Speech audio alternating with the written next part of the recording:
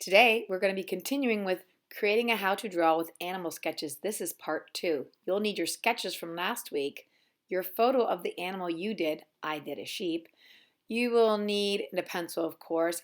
I've created a grid for my class students. If you don't have that grid, you'll need a piece of paper and a ruler and a marker. And of course, I always love the handy dandy whiteboard to do some practice on. Here's the grid I created. If you could print it out, that's great. If you can't, just take a piece of paper and fold it in half once. Grab your ruler. You can use a pencil, but I suggest a marker so it's darker, and draw down the crease of that first fold.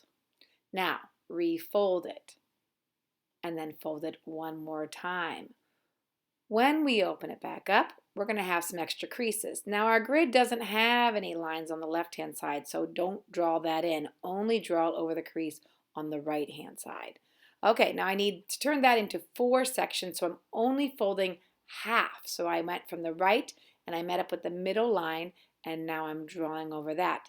This created for me the 4 quadrants. I hope you're noticing that this is smaller than last week's. Last week we had a quarter of the paper. Now we only have an eighth to work with.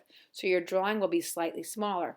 Before I start working, I have to decide what direction do I want my how to be. Do I want the final drawing on the right, or do I want the final drawing on the left? I want my final drawing on the left so people see that first, and then they see the steps to the right. Okay, I'm going to refold it up and get started. I'm starting on box 1, but first I'm going to put these words in. Sharpen up a pencil. You're going to want some nice sharp points on your pencil today. I'm going to do a lot of speeding up. You don't need to watch me write the word big shapes, but you will write the word big shapes and go over it with a marker so people can read it, because we're giving a direction for a how-to. Now, it may have been a couple days since you've drawn. Pull out your whiteboard or a piece of paper and just practice your steps real quick. Remind yourself, what did you decide that you would do? Okay, I'm feeling ready. I'm going to go to my grid, my final grid, and start sketching. Sketch lightly. Again, my video is sped up a little bit. Take your time. We had written down numbers last week to kind of remind us the order we went in. You won't be adding those numbers into your how-to. Our how-to is more of a visual how-to. We are only including words like big shapes and small shapes, but we don't have to give them an order. They will just do everything from box 1 while they're in box 1 in any order. All right, so we're done with big shapes. It's time to move on to small shapes. Again, I've sped up. You will write small shapes and you will go over it with a marker to make it kind of stick out. Okay, let's get started. Now what I have to do is I have to redo box 1, so I've really sped up the video since you already knew what that was. Now I'm going to add in my small shapes. Practice again on the whiteboard.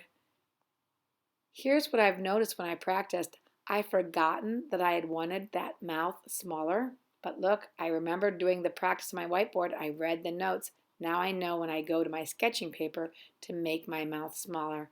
Okay, here I go. I'm doing my small shapes, taking my time, because this is a final. This is something that you would give to somebody to see if they can draw your animal. I'm on to my semicircle eyes and my skinnier oval mouth. I wrote myself that little note last week, and my slanted oval nostrils. All right, remember, no numbers. We don't need numbers. Just the few words that help out. All right, so this is erase. So you might want to practice on your whiteboard what you think you're going to erase. I'm redoing steps from box 1 and the steps from box 2. So again, I have sped up the video. Now I'm on to the erasing. We are erasing the things that shouldn't be there, places that shapes overlapped, places that my lines got kind of really scribbly, right? Because I'm sketching. This is a sketchy thing, and that's okay when you're trying to draw something. You'll sketch shapes and there'll be extra lines. And now's the time to show the person that's following your how-to. It's time to kind of clean that up a little bit. All right, I'm on box 4. Add lines and outline. Again, write the words. Help the person out who's following your how to draw. I'm going to do box 1, box 2, and box 3. And man, am I going to speed up this video because I'm going to redo those steps. It's kind of nice to redo the steps. It makes you really confident that what your directions are for somebody to draw this, that they're good. All right, I'm feeling pretty good. Now I want to add my lines. So you'll want your drawing from last week, but pull out that photograph because you're going to go to town on this one, meaning you're going to really kind of look, what can you add to really bring your character to life? So you're going to add some lines. The only place I'm going to really fill in will be the eyes. I kind of need to do that because those are the darkest thing for my creature, which is a sheep. I want to turn some of my solid lines into more wavy lines because he's got a curly kind of fur. I'm going to do some inside lines. I don't really like how skinny my neck was, so I'm going to redo that and make it a little bit wider. Now he's a little bit better. His mouth kind of makes me feel like he's a little too stern, so I'm going to correct that, make it a little bit wider, maybe make it look like he's smiling a little bit more. I'm trying out different lines to enhance. Oh, that one I don't like. That makes him look kind of goatish, like he's got little extra hair sticking off. All right, I think I did pretty good. I'm going to change kind of these nose. It's a little too straight. I'm going to curve it just a little bit to make him look a little friendlier. Now it's time to do our drawing on the left. But wait, don't do that yet. You're going to want to give this to somebody to draw, maybe more than one somebody's. You could take your camera from your phone and take a picture that you could print out later, or if your printer makes copies, make a copy or two. Now the left-hand side is an illustration, so fully colored, fully rendered. It should include who, what, where. 1, who, your animal. 2, what, what's it doing. 3, where is it?